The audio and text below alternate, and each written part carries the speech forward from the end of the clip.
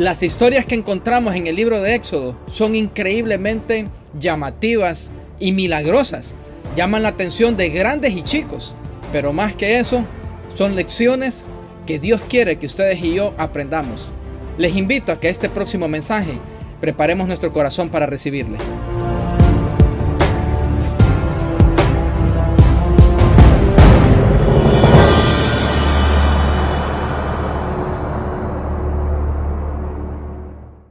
Pues como ven en estos versos, lo que el apóstol Pablo está dirigiendo a la iglesia de Corintios en realidad es algunas cosas que los israelitas hicieron mal en su éxodo por el desierto.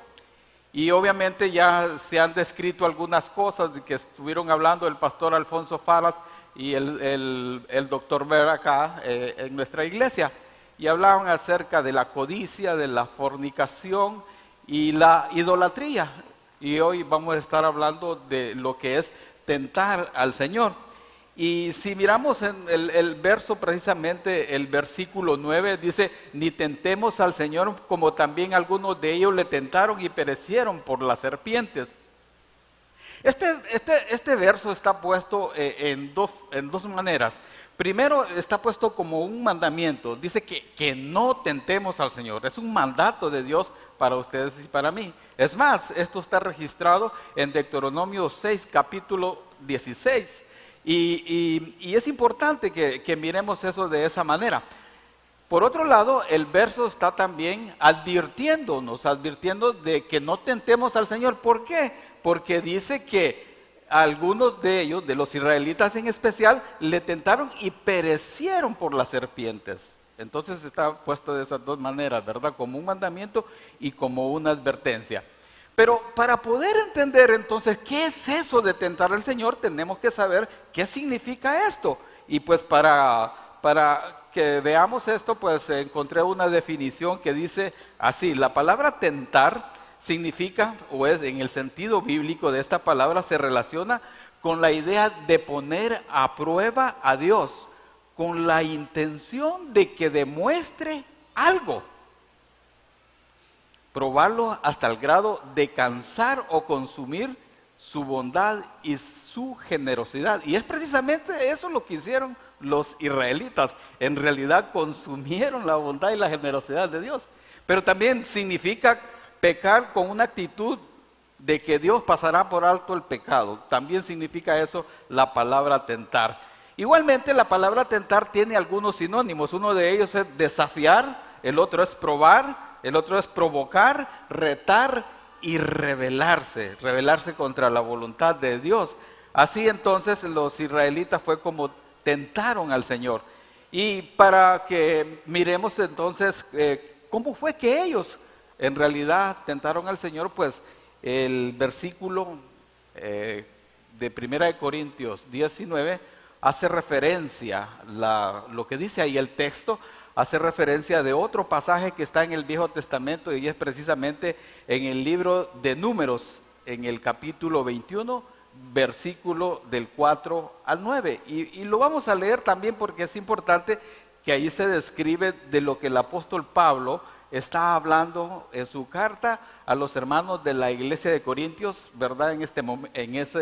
En esa parte. Y dice el pasaje en Números, en el capítulo 21, versículo 4 en adelante: después partieron del monte de Hor camino al Mar Rojo para rodear la tierra de Edom, y se desanimó el pueblo por el camino. Y habló el pueblo contra Dios y contra Moisés: ¿por qué nos hiciste subir de Egipto para que muramos en este desierto? Pues no hay ni pan ni agua, y nuestra alma tiene fastidio de este pan tan liviano. Y Jehová envió entre el pueblo serpientes ardientes que mordían al pueblo, y murió mucho pueblo de Israel. Entonces el pueblo vino a Moisés y dijo: hemos pecado por haber hablado contra Jehová y contra ti. Ruega a Jehová que quite de nosotros estas serpientes. Y Moisés oró por el pueblo. Y Jehová, dice en el versículo 8, dijo a Moisés: hazte una serpiente ardiente y ponla sobre la asta, y cualquiera que fuera mordido y mirare a ella, vivirá. Y Moisés hizo una serpiente de bronce y la puso sobre una asta, y cuando alguna serpiente mordía a alguno, miraba a la serpiente de bronce y vivía. Eso fue entonces de la manera como ellos tentaron a Jehová Dios, ¿verdad? Y es importante hacer una observación en este pasaje que comienza del 4 al 9 que hemos leído. Hay otros pasajes, el primero y el segundo y el tercero. Y en este momento el pueblo de Israel había tenido una lucha contra un rey cananeo y lo había derrotado. O sea, ellos venían de una batalla donde habían triunfado porque Jehová Dios les había dado la victoria. En eso pues vinieron y zarparon o tomaron el camino nuevamente para ir a donde iban ellos, donde estaba la tierra prometida. Y llegaron a las fronteras de un pueblo que se llamaba Edom, donde estaban los edomitas. Y le pidieron permiso al rey para poder atravesar el territorio, donde ellos le ofrecieron que no iban a tomar nada de lo que estaba en su camino, sino que solo querían transitar, porque más allá estaba la tierra prometida.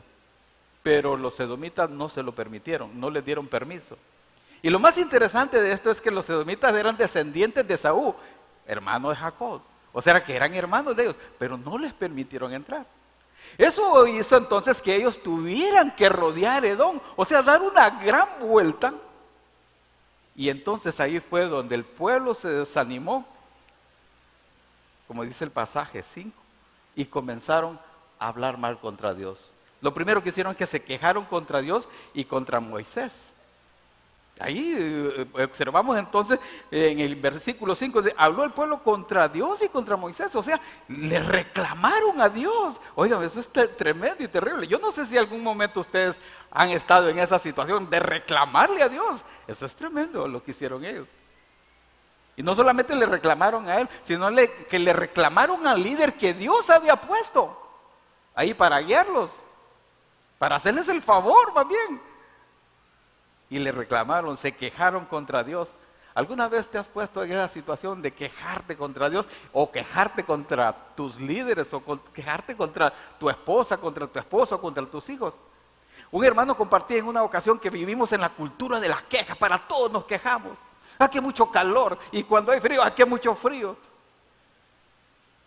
¡Ay, que aquí deberían de poner aire acondicionado! Ahí hay una planta. Pues necesitamos pisto para ponerla, no es solo ponerla ya. Pero después se pueden quejar, no, muy helado aquí. Porque vivimos en la cultura de la queja. Y nos quejamos de todo, ¿verdad? Nos quejamos del gobierno, de los pastores, de los líderes, de la mujer, del perro, del gato, del loro. De todo nos quejamos. Pues ellos eran especialistas en quejarse. Se quejaban de todo. Y lo culparon entonces, le echaron la culpa que los habían traído a morir en el desierto.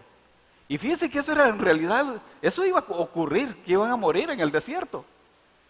Pero no porque Dios quería que murieran en el desierto, sino por sus propias decisiones, por sus propias actitudes, es que iban a quedar postrados en el desierto, porque el Señor así les dijo que no van a entrar ninguno de ustedes, sino que solamente Josué y Caleb. Pero su generación no va a entrar ahí, sino los más jóvenes, los descendientes de ustedes. Pero ustedes no van a entrar ahí. Pero ellos dijeron acá, le reclamaron que los habían traído para morir ahí en el desierto. También se quejaron de que no tenían agua, ¿verdad? Estaban quejándose porque no tenían agua. Si hubieran vivido aquí por los cinturones de miseria aquí de San Pedro, se hubieran dado cuenta que ese no es problema del agua. Y para Dios no era problema darles agua. En una ocasión ellos llegaron, al tercer día de haber salido de Egipto, llegaron a un lugar que se llama Mara y tenían sed, no tenían agua. Y las aguas que llegaron, entonces cuando dijeron y empezaron a ver agua, eran amargas. Mara quiere decir amargura, amarga. Pero Dios con su poder le dijo ahí a Moisés, mira, hace esto y esto, y lo hizo, y se volvieron dulces, aguas dulces. No era problema darles agua. Y en una segunda ocasión también volvieron a quejarse que no tenían agua, y el Señor, eso fue en Horeb, Y ahí entonces le dijo el Señor a Moisés, mira, pegale a la peña y va a salir ahí. Eran corrientes de agua. No era problema ese. El problema era de su corazón. Y muchas veces puede ocurrir con ustedes y conmigo, que no estamos conformes con lo que Dios nos ha dado, como Dios nos tiene. Y muchas veces estamos como estamos, no porque Dios quiere, sino por nuestras propias decisiones y nuestras propias actitudes. Así eran los israelitas en ese sentido. Se quejaban de todo. Se quejaron de que no tenían pan para comer y despreciaron el maná del cielo. Imagínense que Dios lo que había hecho era para mantener sus vidas, porque necesitaban comer, necesitaban alimento, como todos ustedes y yo necesitamos alimento. Y Dios entonces, como Él tiene la capacidad de hacer cosas extraordinarias, les mandó pan del cielo, el maná. Y ellos decían que no tenían comida. Pero ¿saben qué? Por 40 años Dios los alimentó con maná del cielo. Los alimentó con maná del cielo, pero ellos despreciaron el maná. Despreciaron el maná. Y tentaron al Señor. Hay un salmo, el Salmo 78, 18 y 19 dice, pues tentaron a Dios en su corazón, pidiendo comida a su gusto. Claro, de vez en cuando ustedes y yo nos gustaría comernos algo ahí más rico, no frijoles y queso y arroz, ¿va? Porque a veces, como estamos tan acostumbrados, ¿no? Queremos tal vez un pollito horneadito, algo así, con algunas cositas especiales. Y ellos querían eso, pues tentaron a Dios en su corazón pidiendo comida a su gusto y hablaron contra Dios diciendo, ¿podrá poner mesa en el desierto? Y esta es una sarcástica falta de fe. Dijeron, ¿podrá poner Dios mesa en el desierto? ¿Cómo es posible que una persona que ha visto las grandes maravillas que Dios ha hecho, que abrió el mar, que mandó plagas, que hizo cosas extraordinarias, puedan decir algo así como esto? ¿Podrá Dios poner mesa en el desierto? Pero ¿saben qué? Eso es lo mismo que ustedes y yo algunas veces hacemos. No es diferente. No es diferente. Ellos no son diferentes a nosotros. Dios los había alimentado entonces con maná del cielo. Y el maná, ¿saben qué? Cumplía con todos los requerimientos alimenticios. Tenía todos los nutrientes, las vitaminas y los minerales. Pero ellos ya no querían el maná. Pero lo sostuvo durante 40 años. ¿Estás contento con lo que tienes? Yo esta semana me puse a orarle a Dios y a darle las gracias por cada cosa que Él me da. Y una de las cosas que enfatizaba es, Señor, gracias porque nunca me ha faltado un plato en la mesa, ni a mi familia ni a mí. Tú deberías de darle gracias al Señor por eso. Si solo tienes baleadas, pues dale gracias al Señor por las baleadas. Solo que no tomen baleada con coca porque es mala combinación. Sí, muchas personas hoy están padeciendo de insuficiencia renal porque no toman agua. En vez de tomar coca, tomen leche. ¿Verdad? Eso es una cuestión de salud, ¿verdad? No, eso es nada más, ¿verdad? Entonces ellos despreciaron el maná. Y el maná tenía todos, como les decía, los nutrientes, las vitaminas y los minerales que ellos necesitaban. No era más. ¿Para qué? Eso era completo. Estaba completa la comida para ellos, pero ellos lo despreciaron. Y fíjense que le pusieron maná porque cuando ellos lo vieron por primera vez, dijeron, ¿qué es esto? Y por eso maná quiere, ¿qué es esto? Despreciaron, ¿verdad? La obra de Dios. Y en realidad no era tan malo porque dice que era como semilla de culantro blanco y su sabor era como de hojuelas de miel. Eso lo pueden ver en Éxodo 16. Ahí toda la descripción de todo. Era como hojuelas con miel. O sea que no era tan malo, ¿verdad? Y es que fíjense que, no sé, a veces nosotros somos increíbles, ¿verdad? Porque de Estados Unidos creo que USAID mandaba o no me recuerdo qué institución, manda todavía un arroz. Por cierto, nosotros fuimos intermediarios para mandarle a varios sectores y zonas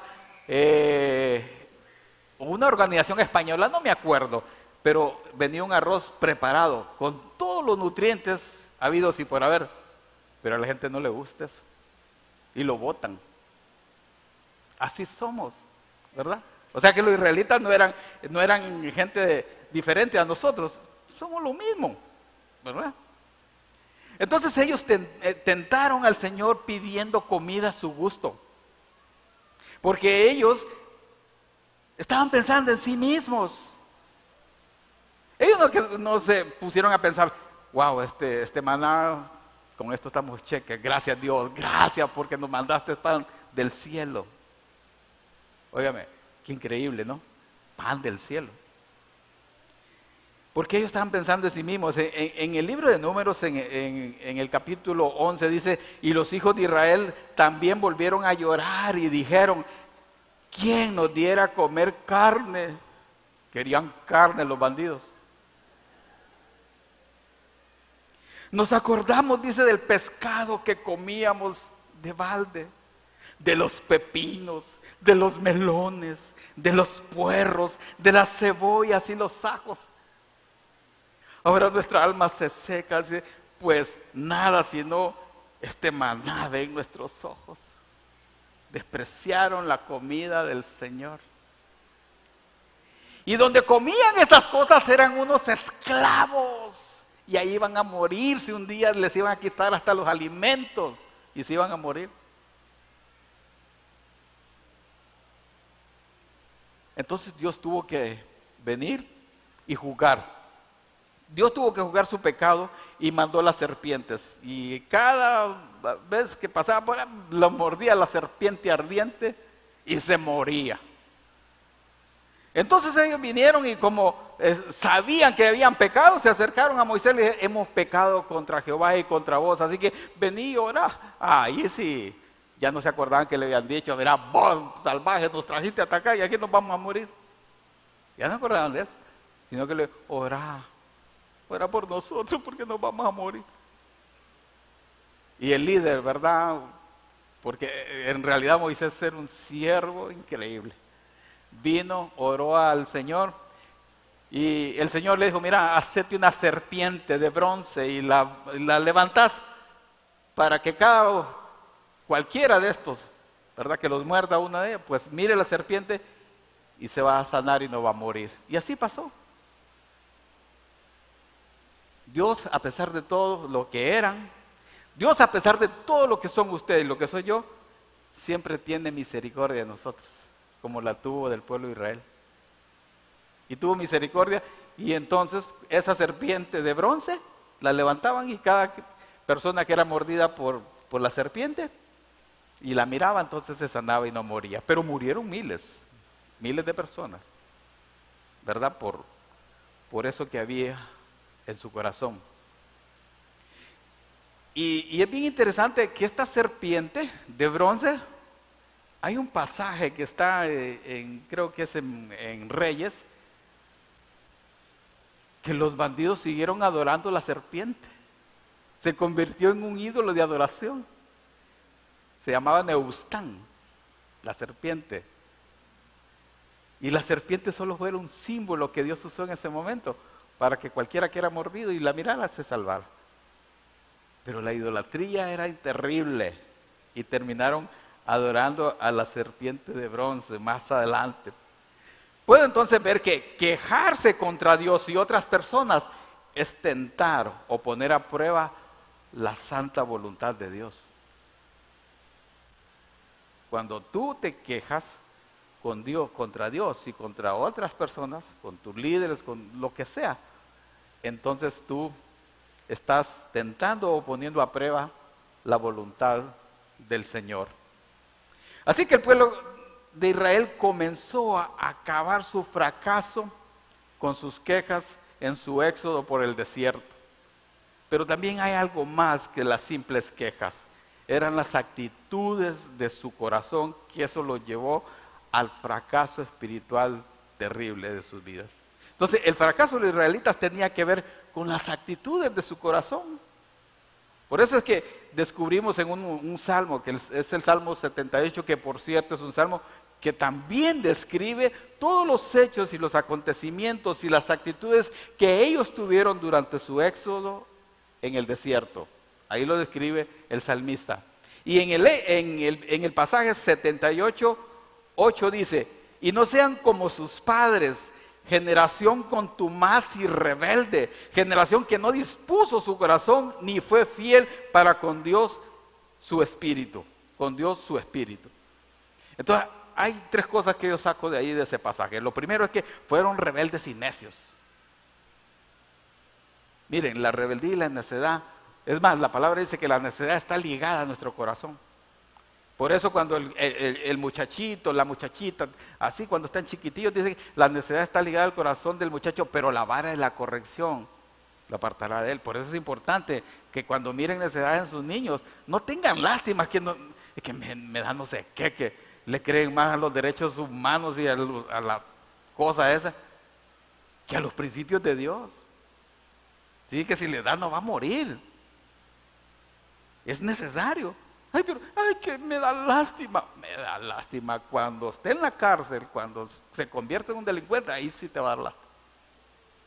Y ahí los estoy regañando, pero no era mi intención esa, ¿verdad? Solo quería referirme que esa generación fue rebelde y necia. No seamos rebeldes ni necios. Podemos caer en eso ustedes y yo. La otra cosa que encuentro en este pasaje es que nunca fueron firmes en su corazón para con Dios. Nunca fueron firmes. No habían convicciones fuertes en sus vidas, ¿verdad? Se la pasaban ahí de a ver sí, a ver no, a ver qué pasa. Por eso el Señor dice en el Salmo 95:10, que no le va a parecer ahí, que 40 años estuve disgustado con la nación y dije: pueblo que divaga en su corazón y no han conocido mis caminos. En realidad, ellos nunca fueron firmes en su corazón para con Dios. Nunca. Podría suceder con ustedes y conmigo eso también. No tener firmeza en lo que hemos creído, ¿verdad? Sino que andamos ahí jugando en los dos bandos, ¿verdad? En el mundo y las cosas de Dios, ¿verdad? Eso no es de Dios. Entonces, seamos definidos, firmeza en nuestro corazón, y además de eso fueron infieles al Señor, ¿verdad? Eso lo demuestra todo lo que pasó en su éxodo por el desierto, lo reafirma. Fueron infieles con el Señor. Dice que ni fue fiel para con Dios su espíritu. Fueron infieles totalmente. Que no pase eso con ustedes y conmigo. No seamos infieles con Dios, ni tampoco con nuestra esposa o las esposas con sus esposos, ni los hijos con la familia, con los padres. No sean infieles. Y hay otro salmo, el Salmo 78:37, dice: pues sus corazones no eran rectos con él, ni estuvieron firmes en su pacto. O sea que no había rectitud en su corazón. No eran rectos en su corazón. Y muchas veces puede ocurrir así con nosotros, no ser rectos, íntegros en nuestro corazón, con Dios pues.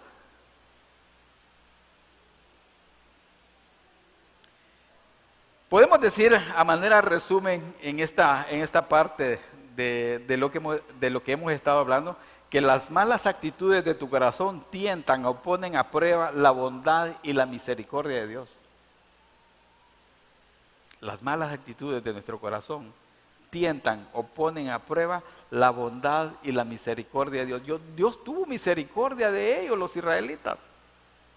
Y cuando el apóstol Pablo se lo está recordando lo de los corintios, es para que los corintios no cometieran los mismos errores. Y hoy acá se lo está recordando de ustedes a mí, que no cometamos los mismos errores que cometieron ellos, porque podemos tener pérdida como la tuvieron ellos. Aquí dice que muchos murieron. Yo no sé, Dios no va a actuar, no sé, ¿verdad? Y yo ahí sí me quedo así un poco.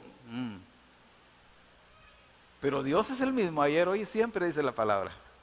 Eso sí sé, que Dios es el mismo ayer, hoy y siempre. No ha cambiado el Señor. No ha cambiado.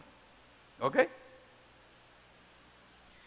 Hay muchas otras cosas que los israelitas mostraron con respecto de sus actitudes delante de Dios, pero creo que lo más crítico que ellos mostraron fue su incredulidad. La incredulidad de ellos. La incredulidad de Israel los llevó al fracaso espiritual de sus vidas, y no solamente murieron muchos de ellos, todos, en realidad los que salieron de Egipto.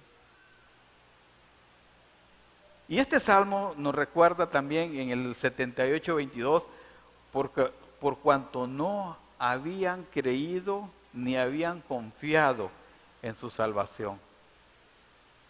Dios los sacó de Egipto y los llevó y los sacó con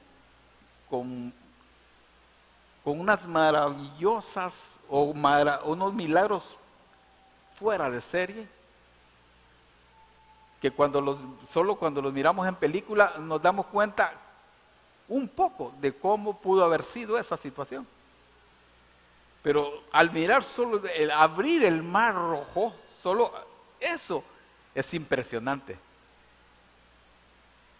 Y el mantenerlos en el desierto, y el pastor Alfonso describió la vez pasada, que dice que en el día los cubría una nube, o sea que no se quemaron en el desierto, no se tostaron, porque dice que una nube les cubría, les daba sombra una nube. ¿Han visto eso cuando está pegando un sol inmenso aquí en San Pedro Sula y de repente aparece una nubecita y nosotros, ay, gracias a Dios por esa nube? Así hacía el Señor. Y dice que por la noche había una columna de fuego que lo guiaba, o sea que no se perdía.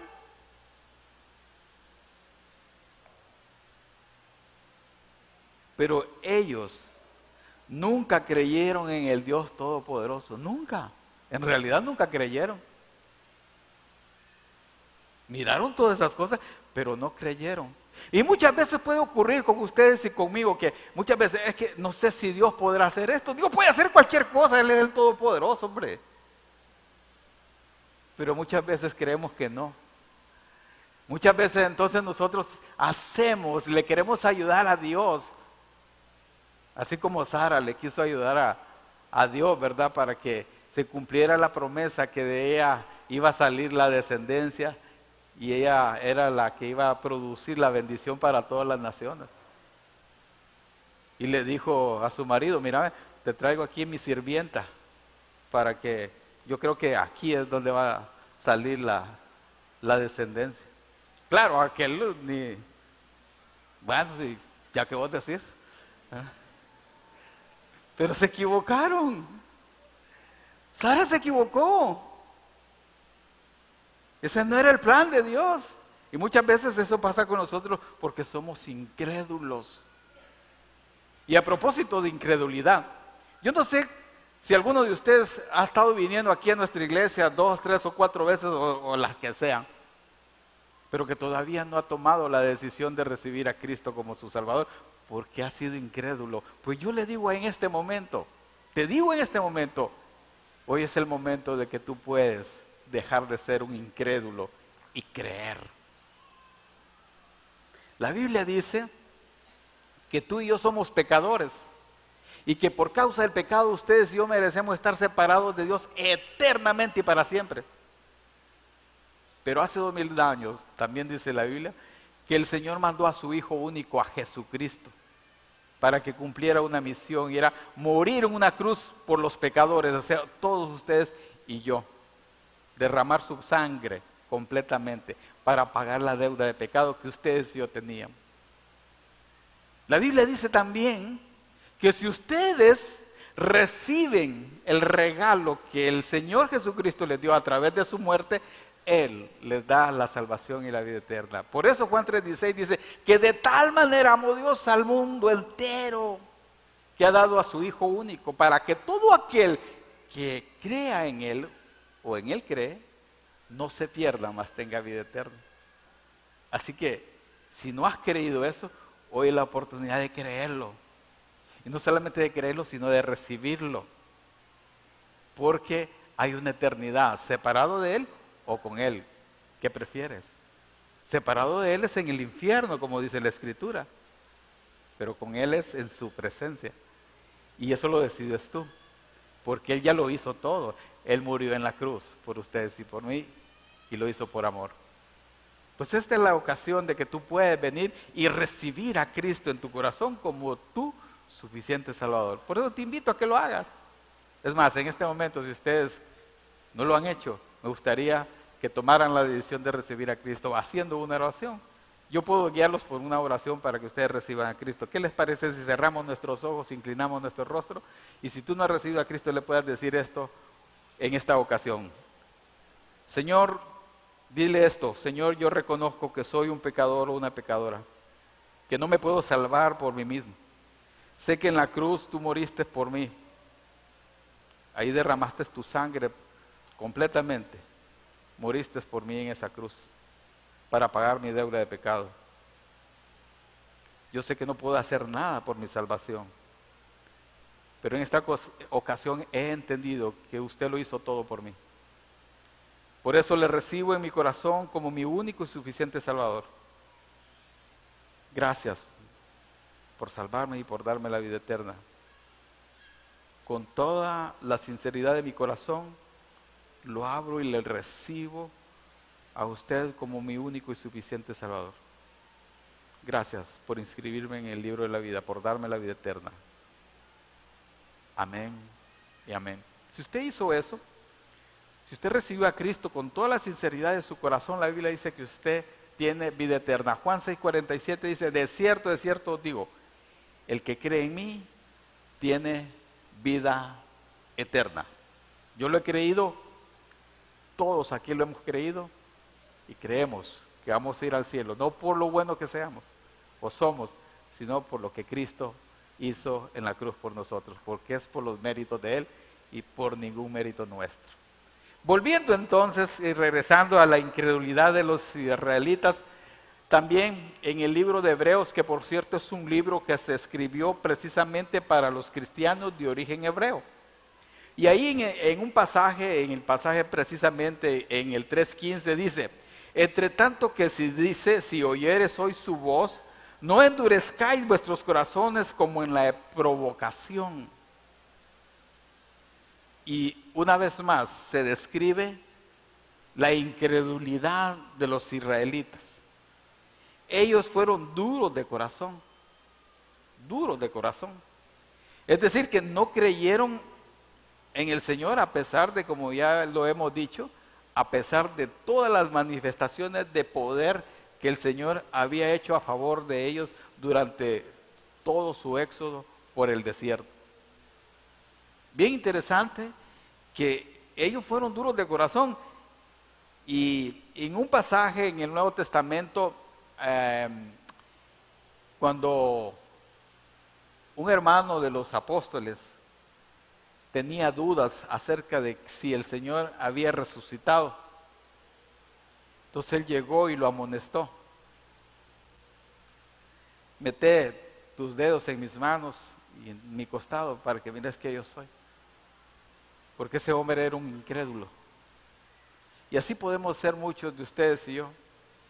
Entonces el Señor dijo esta expresión y me parece interesante y buena para mi corazón y mi alma, cuando dice: bienaventurados los que no vieron y creyeron. Y dice que ustedes y yo somos bienaventurados porque nosotros no vimos, pero creemos, pero podemos ser incrédulos también. Podemos ser incrédulos. Por eso es importante también lo que repite y enfatiza el libro de Hebreos en el capítulo 3, versículo 12, cuando dice: mirad, hermanos, que no haya en ninguno de vosotros corazón malo de incredulidad para apartarse del Dios vivo, que precisamente es el verso que vamos a estar memorizando en esta semana. Y lo vuelvo a repetir: mirad, hermanos, que no haya en ninguno de vosotros corazón malo de incredulidad para apartarse del Dios vivo. Su incredulidad de los israelitas en este sentido los apartó de Dios. Que ninguno de los que estamos aquí sentados hoy sea apartado por su incredulidad.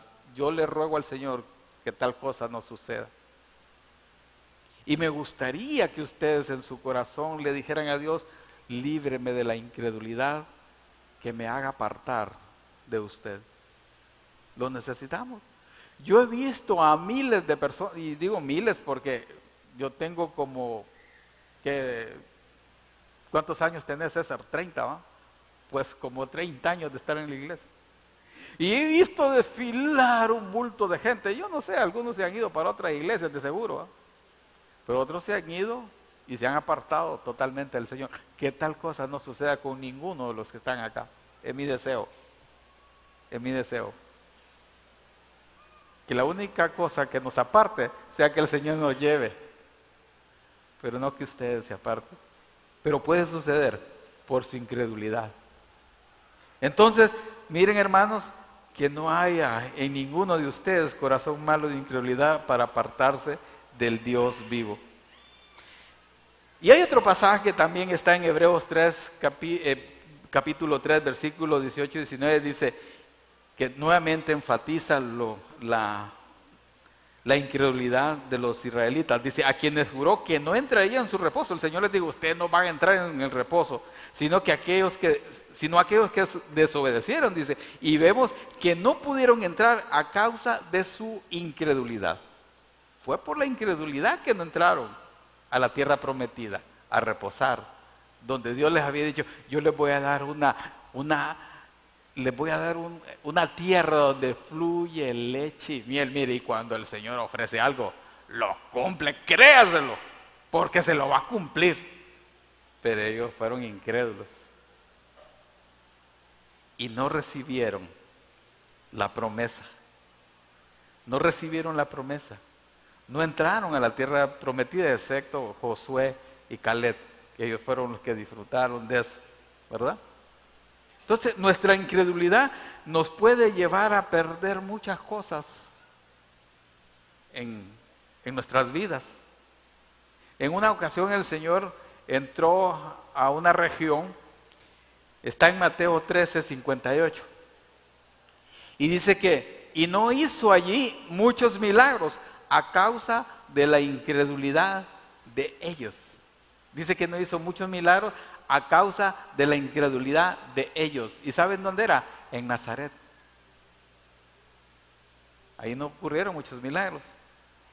Entonces yo digo que como una manera de expresarlo, tu incredulidad puede detener las bendiciones de Dios. A lo mejor no has recibido algunas bendiciones que Dios quiere darte por tu incredulidad. Y vos decís, ¿por qué no ocurren estas cosas conmigo? Por tu incredulidad, porque eres un incrédulo o una incrédula. Por eso Dios retiene las bendiciones. Tu falta de fe y tu incredulidad te puede llevar a no recibir las bendiciones que Dios quiere darte. Que Dios quiere darte. ¿Verdad? Y no es que Dios está diciendo, todos ustedes van a ser ricos, van a tener pisto, a lo salvaje. No estamos hablando de eso. Las bendiciones, muchas veces, las bendiciones espirituales no tienen nada que ver con eso. Pero Dios quiere bendecirte, pero las bendiciones tú las puedes estar reteniendo por causa de tu incredulidad. Puedo concluir entonces que tu incredulidad tienta o pone a prueba los propósitos de Dios con tu vida. En efecto, así es. Dios quiere hacer muchas cosas con ustedes y conmigo, pero muchas veces nuestra incredulidad puede venir y detener esos propósitos que Dios quiere hacer contigo. Así que no seamos incrédulos. No seamos incrédulos. Y quiero concluir con esto. La advertencia que el apóstol Pablo expone para los hermanos de la iglesia de Corintios y para nosotros hoy es que no tentemos al Señor, que no pongamos a prueba al Señor, porque eso es pecado. Eso es pecado. Y puede traernos consecuencias funestas, como las consecuencias que trajo contra el pueblo de Israel. Dios prohibió que lo tentáramos. Eso está en Deuteronomio 6:16, ya se lo había dicho. 6:16. Deuteronomio 6:16. Así que es mi deseo que Dios trabaje en nuestro corazón y no seamos incrédulos. Guárdame, oh Dios, porque en ti he confiado. Oh alma mía, dijiste a Jehová, tú eres mi Señor. No hay para mí bien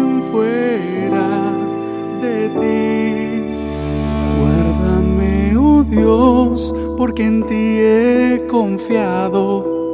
Oh, alma mía, dijiste a Jehová, tú eres mi Señor.